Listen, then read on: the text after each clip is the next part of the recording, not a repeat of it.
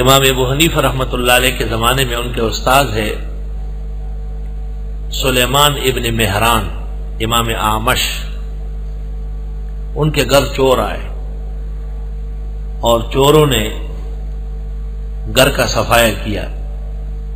پھر آپس میں خیال کیا کہ امام اعمش پہچان گئے ہیں، علاقے کے لوگ تھے،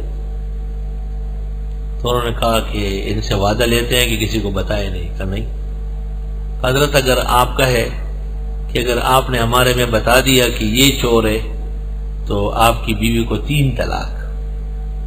اس زمانے کے چور کو بھی پتا تھا کہ 3 طلاق کے بعد گنجائش نہیں. اس زمانے کے فیصلہ باد گجرانوالہ کے غیر مقلدوں کو پتا نہیں کہ 3 طلاق کے وقوع سے ہمیشہ کے لیے جان چھوٹ جائے. خیر صبح ہو گئی، مشہور ہوا دنیا میں کہ امام اعمش کے ہاں چور آئے. امام اعظم سے ان کی خدمت میں تعزیت کے لیے آئے. حضرت بڑا افسوس ہوا، پہچانا ہے؟ امام اعمش نے کہا پہچانا ہے لیکن بول نہیں سکتا. امام بونی میں سمجھ گئے کہ انہوں نے کوئی غلط شرط عائد کی. ہمیں حضرت صرف پہچاننے سے کام کرا دیں گے، بولنے کی حاجت ہی نہیں.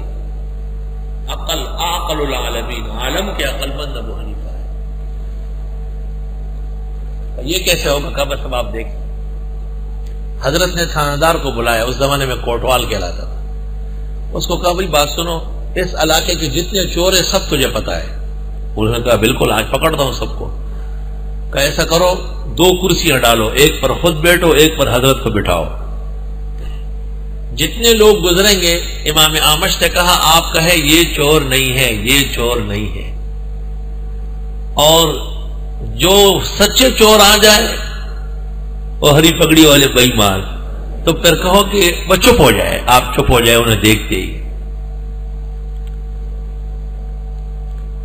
تاندار کو سمجھایا کہ حضرت جب کہے چور نہیں ہے، چور ان کو جانے دو، لیکن جہاں حضرت خاموش ہو گئے پکڑو. اب لوگ قسم قسم کے شرابی، کبابی، ڈاکو، لٹیرے، راہزن پیش ہو رہے. حضرت فرماتے یہ نہیں ہے، یہ نہیں ہے.